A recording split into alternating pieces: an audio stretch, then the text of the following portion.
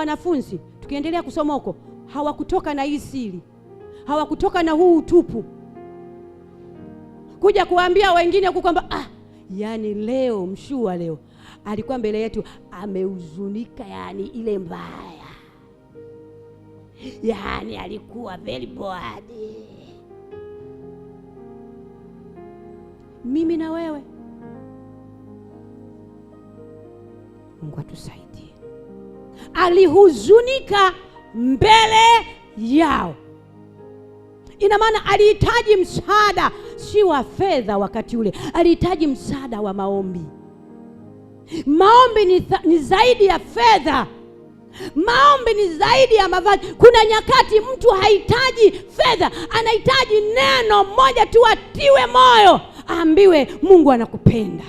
Yaani kuna mahali mtu anafika mahali hahitaji kila kitu, hakina thamani, anahitaji tu asikie sauti naambia wewe ni shujaa, songa mbele.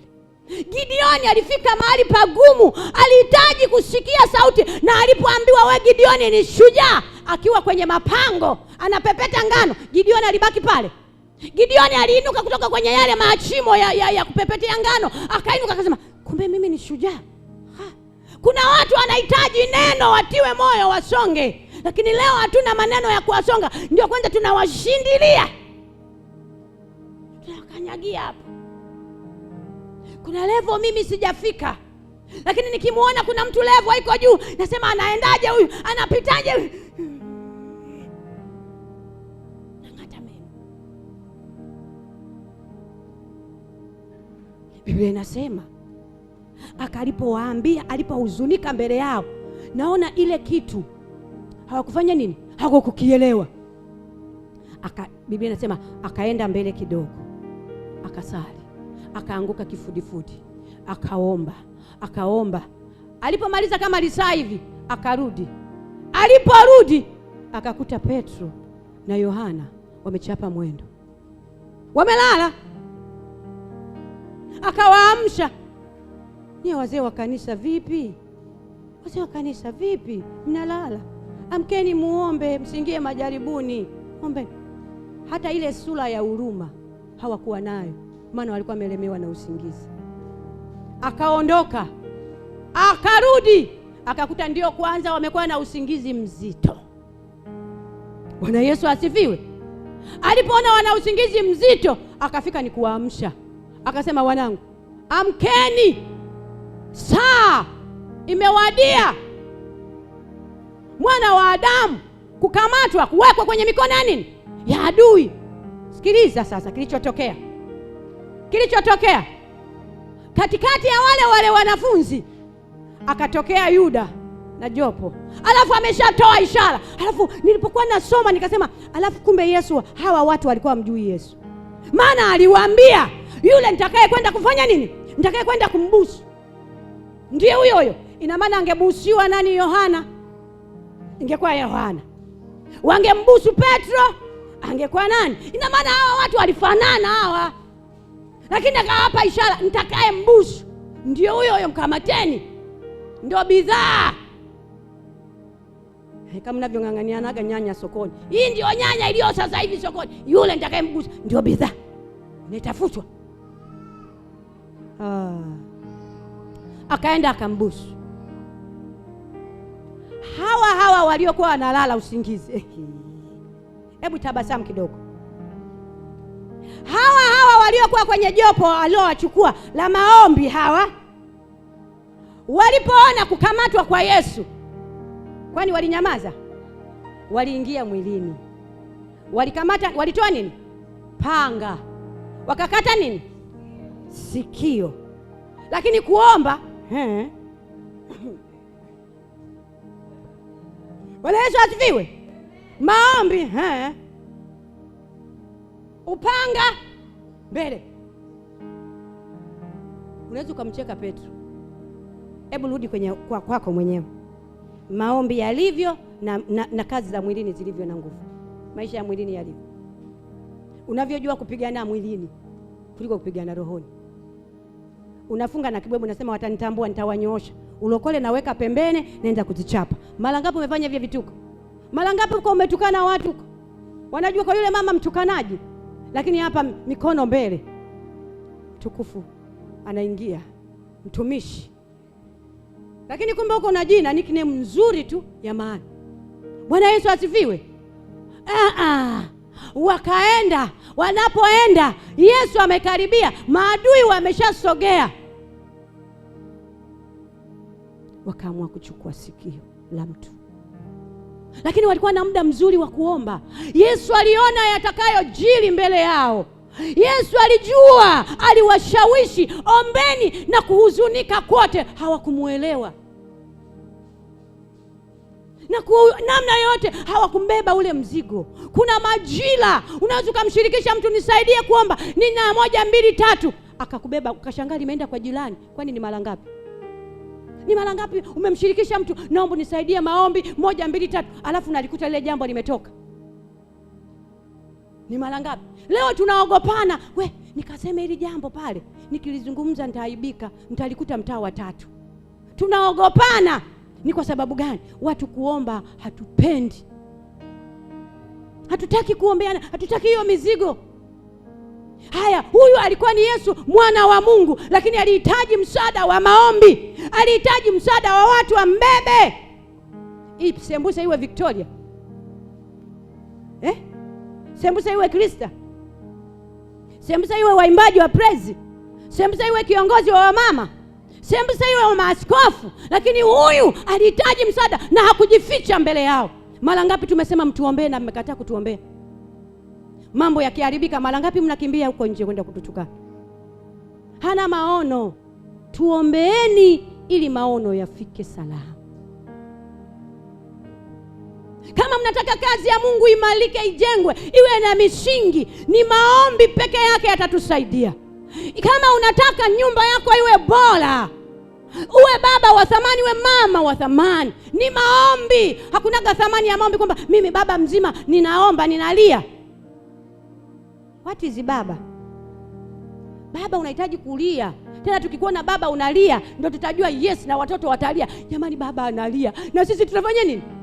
Tutalia kwa sababu baba analia. Hatutajua baba analilia nini, lakini mtu mzima analia.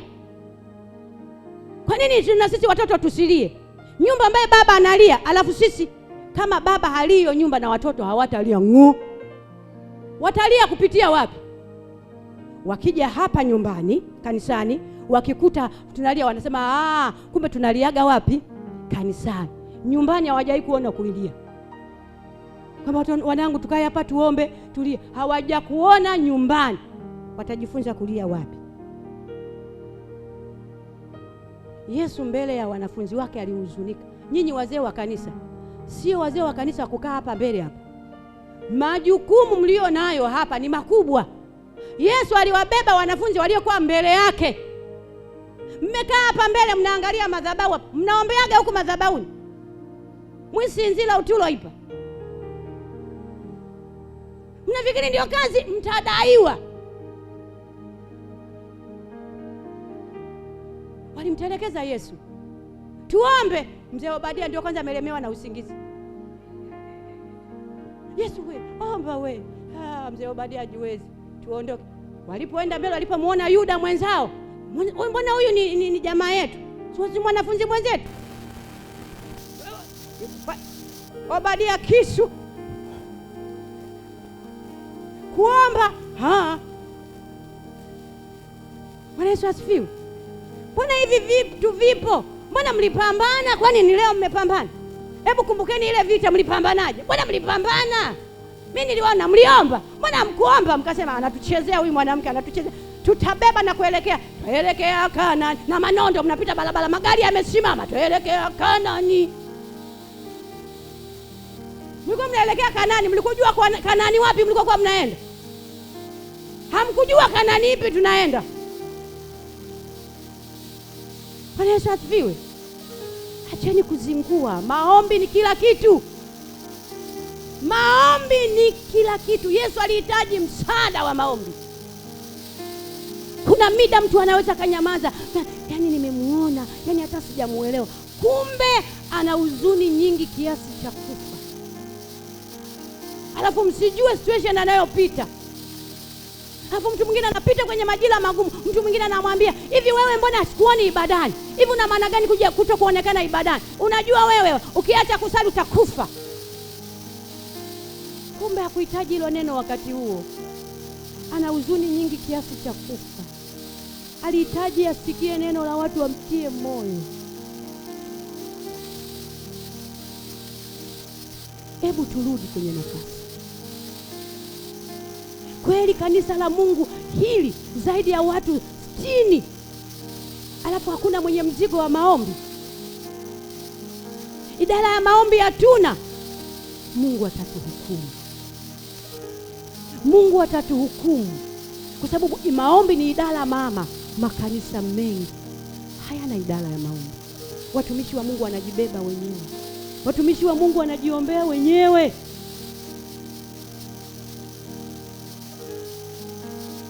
Kwa nini wajiombee wenyewe na Mungu amewapatia watu wa kuombea? Kaa kwenye nafasi. Leo hatuna mikesha na watu hawana mizigo ya kuwa na mkesha. Kanisa kama hili halina shida. Watu hawaombi, watu hawaji kuomba.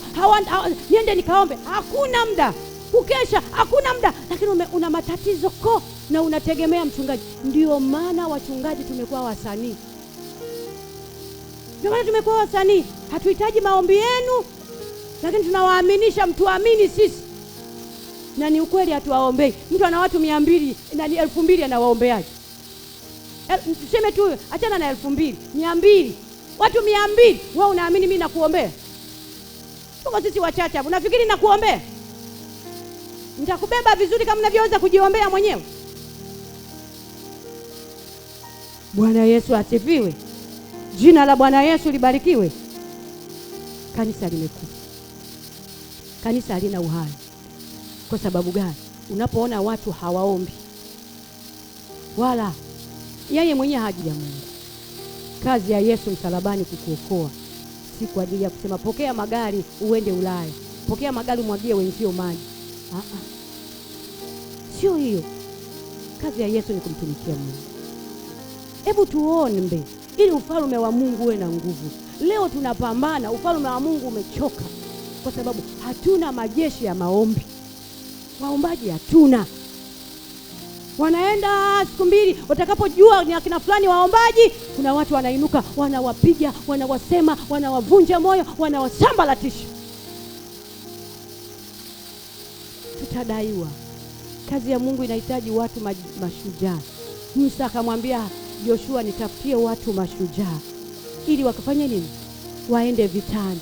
Na mimi nitakaa na Haruni na Huri ili waweze kufanya nini? Kunibeba. Tunahitaji kuombea. Tunahitaji kuombea watumishi wa Mungu. Bwana Yesu asifiwe. Wahurumieni watumishi wa Mungu. Watieni moyo. Bwana asifiwe. Watieni moyo.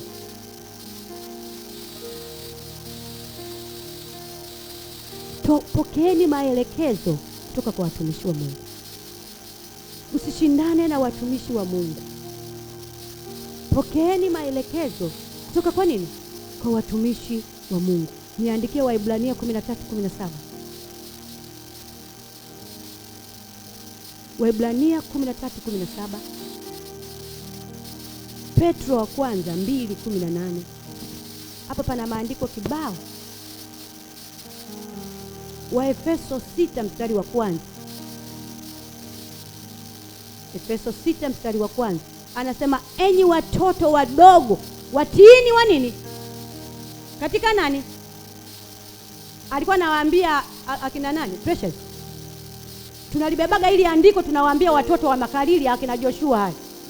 Enyi watoto wadogo watiini wazazi wenu katika Bwana, katika mwili. Mimi ni katika mwili, mtoto wa nani? Haruni katika nini? Katika mwili. Lakini anasema katika Bwana watiini wazazi wenu katika Bwana. Hebu lisome hilo andiko. Mwingine atafuta la Waebrania. Lolote litakalo kuwepo hapo. Waebrania 13:17 inasema, ndio, watiini wenye kuwaongoza na kuwanyenyekea, maana wao wanakesha kwa ajili ya roho zenu kama watu watakaotoa hesabu, ili kwamba wafanye hivyo kwa furaha wala si kwa kuugua, maana isingewafaa ninyi. Amen. Amina. Mwenye sikio amfanye nini? Watiini wenye kuwaongoza,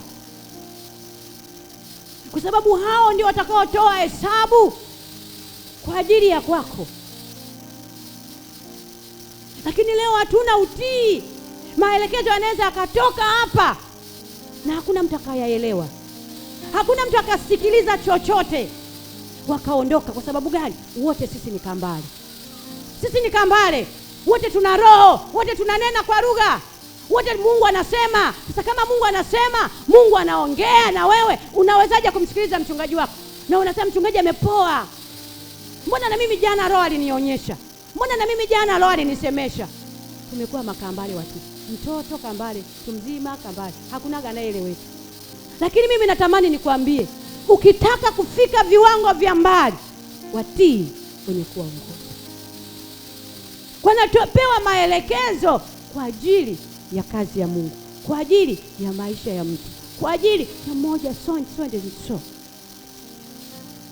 Jumapili nilikuwa pale usiku, nikawa ninalia sana. Mungu akanipatia maelekezo kwa ajili ya dada mmoja mahali hapo, sijui na sijawahi kumfuata. Mungu akanipatia maelekezo marefu, niliposhtuka nikaka lakini ninachokiona ni kitu gani?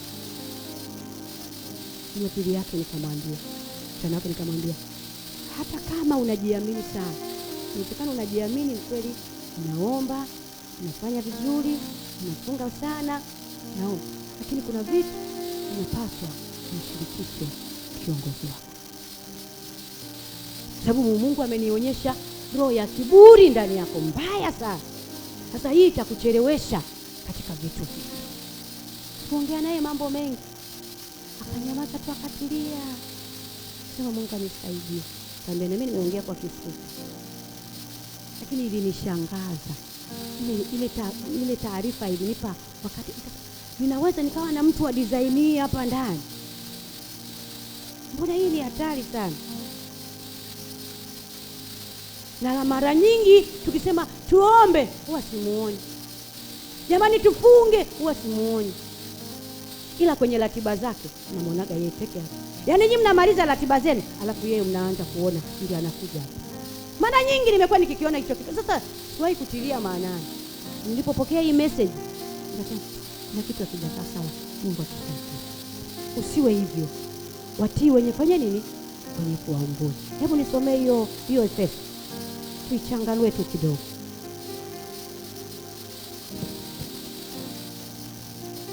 Mstari wa kwanza.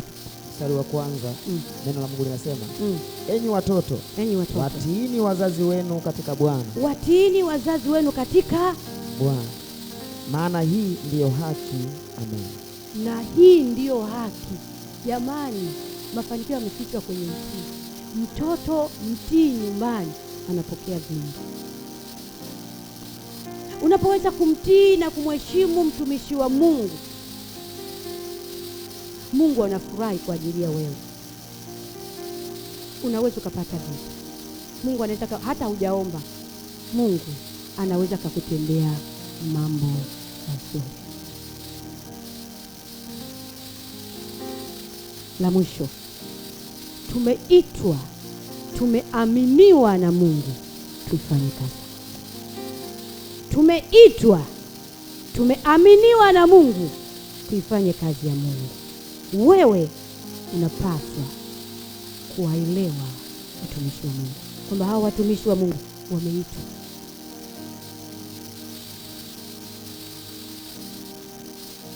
Tumeitwa, tumeaminiwa na Mungu ili tuweze kusimama tuifanye kazi ya Mungu. Kila mtu ana kitengo chake. Mama Eliza, kila mtu ana kitengo chake. Inawezekana utumishi wako usingefahamika kama usingelikuwa hapa, kwa sababu yupo mtumishi wa Mungu hapa, amewainua wengine ili tuifanye kazi ya Mungu na tusonge mbele. Bwana Yesu asifiwe. Mimi nimeitwa kwa nafasi yangu nimtumikie Mungu, na wewe umeitwa. Mungu amekuamini, anajua hiyo nafasi aliyokupatia hiyo utamtumikia Mungu. Na wewe anajua position aliyokuweka, utamtumikia Mungu. Na wewe, kila mtu ajue nafasi aliyoitwa. Lakini unakuta tunalazimishana. We, fanya hivi. Fanyeni hivi. Fanyeni. Watiini wazazi wenu katika Bwana.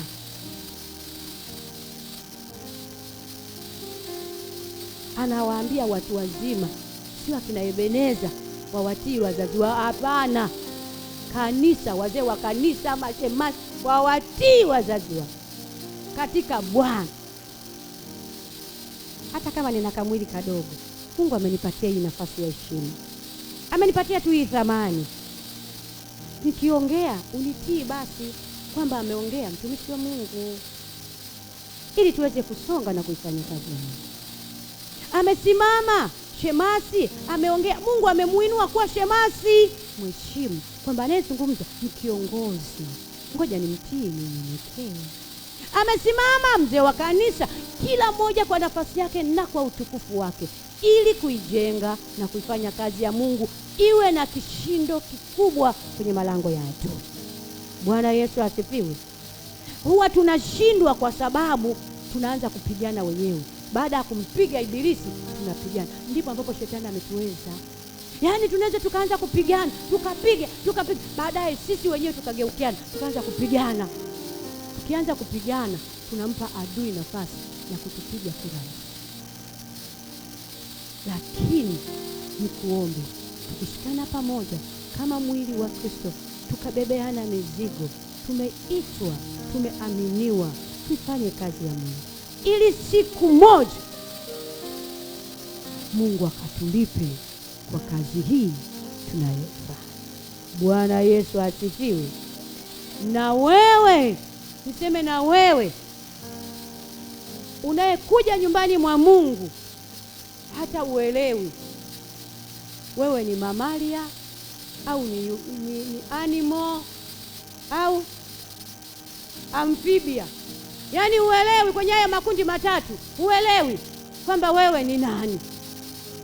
Hebu kaa chini ujijue, mimi ni mamalia au ni amphibia au ni nani? Hivi inakuwaje kwanza? Inakuwa hivi, unajielewaje?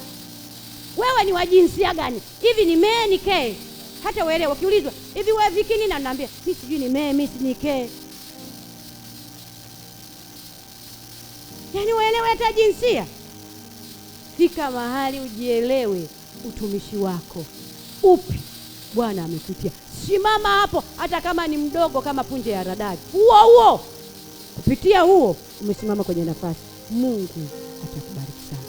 Waliopewa vingi, Biblia inasema watadaiwa. Je, aliyepewa kichache si afadhali mwenye kichache? Hivi unajua adhabu yako ni kubwa ndogo kuliko ya kwangu? Hivi unajua mimi nina adhabu kubwa? Hivi nyinyi msipendage tu position nyingine. Hivi unaelewa? Ndio maana tunahitaji mtuombee. Musa hakufika Kanaani eti. Aliishia njiani, pamoja na upako aliokuwa nao. Aliishia njiani.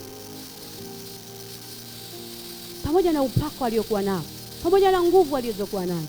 Yesu mwenyewe akafika akasema, kikombe hiki kiniepuke. Alikuwa kwenye wakati majira magumu. Hivi hebu chukua picha. Yesu amekuja kwa ajili ya kuokoa ulimwengu. Alafu anafika mahali anamwambia Mungu, kiwezekana kikombe hiki kiniepuke. Alafu angebaki Yesu angesema basi, singekuwa mwanadamu tu kama mwanadamu. Angeandaliwa nani tena akave ile nafasi aje atukomboe? Mbona sisi tulishakuwa tu nyama ya shetani? Yaani tungeteswaje sisi? Sisi tulikuwa misukule ya shetani jamani. Yaani shetani yaani amani. Yaani tungetesekaje? Leo Adonai, Mungu wangu yuko ndani yangu. Hivi nilivyo, shetani ananiona bonge la mtu, bonge la mwamba. Nikishasema kwa jina la Yesu, yaani hata awe mkubwa kama mlima sijui wa Kilimanjaro, shetani anakimbia kama mjini. Akiona nini? Sura ya Victoria. Lakini si kwa sababu mimi nimetaka, ni kwa sababu ya Kristo amenifanya niwe hivi. Yaani Kristo amekufanya uwe hivyo, amekupatia mamlaka. Tumepata mamlaka si kwa sababu tumetaka. tumepata mamlaka kwa sababu kuna mtu ametupatia, ametupenda, ametupatia. Alafu tuko tu hivi, yani uelewi. Ukiambiwa hivi ni kama unabendelezwa, ukiambiwa hivi ni kama vile kuna mtu anakung'ang'aniza. Yani ni kama vile kuna mtu yani kama vile Yesu ana shida kwa ajili yako. Nakwambia Yesu ana shida na wewe. Yani sisi ndio tuna shida na Yesu. Ili tuwe salama. Ili tuwe salama. Kanisa hili likifa, Mungu atawadai ninyi wazee wa kanisa mliokaa hapa mbele, atawadai akina Mariamu msiotaka kuomba ninyi, atawadai watu wote ninyi msiotaka kukesha, ngeli wengine wanalala usingizi, atawadai mabinti wanaolala usingizi, maana vijana ndio wenye nguvu, atawadai. Atawadai huku viongozi wa maendeleo. Mambo yasipoenda viongozi wa mtadaiwa hapa. Viki amepigwa. Hayupo. Kali. Mtadaiwa ni. Mnaoimba siku mbili mmekimbia. Mimi sitaki, nawaambia mtapigwa. Mnaingia na kutoka mwelewe. Yaani unakuja tu kanisani. Kufanya nini uelewe? Unatoka nini? Upo.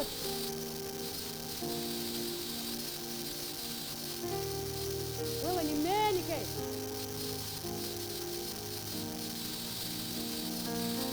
Fanya kazi ya Mungu. Tumeaminiwa na Mungu. Ndio maana tumeokolewa. Wenzetu wako nje kwenye ulevi. Sisi tunamtumikia Mungu. Mtumikie Mungu. Waombee watumishi wa Mungu. Kama ukuwa unaomba, anza kuwaombea. Uwe Huri na Haruni wa kuinua mikono ya watumishi wa Mungu. Usiangalie madhaifu yao. Wabebe hivyo hivyo na madhaifu yao. Bwana atakulipa. Bwana atakulipa. Bwana atakulipa. Kazi ya Mungu isiharibike kwa sababu wewe upo. Uwepo na kazi ya Mungu isimame. Kazi ya Mungu isonge mbele kwa sababu wewe upo. Kwaya isife kwa sababu wewe haupo. Kwaya isonge mbele kwa sababu wewe upo. Praise isonge. Tumishi wa Mungu Kevi, nilikuwa ninamlilia Mungu kwa muda mrefu sana. Kuna vitu nilikuwa namlilia Mungu. Mimi ninapenda sana kuimba kuzuri. Ninapenda uimbaji mzuri. Ninapenda kwaya nzuri. Ninapenda kuabudu, ndio maana siwezagi kujizuia. Mwingine anaweza kusema mchungaji kulialia tu. Jamani, mimi mwenzenu machozi tu, nimeumbiwa machozi. Yaani nikiabudu, naabudu kutoka kilindi cha moyo. Hivi kila saa, kila mara ni mwaminifu. Na nikiangalia alikonitoa, ni mwaminifu kwangu. Sikustahili jamani, mimi mwenzenu, mimi ni maiti inayotembea. Mimi nisingekuwa hapa. Lakini nikiangalia ni mwaminifu. Kwa nini nisimwabudu katika viwango vya rohoni? Lakini sasa nashangaa mtu mwingine. Mara nicheze na mtoto, cheke. Sasa nenda. Kuna kitu unapoteza my dear. Mungu wa mbinguni.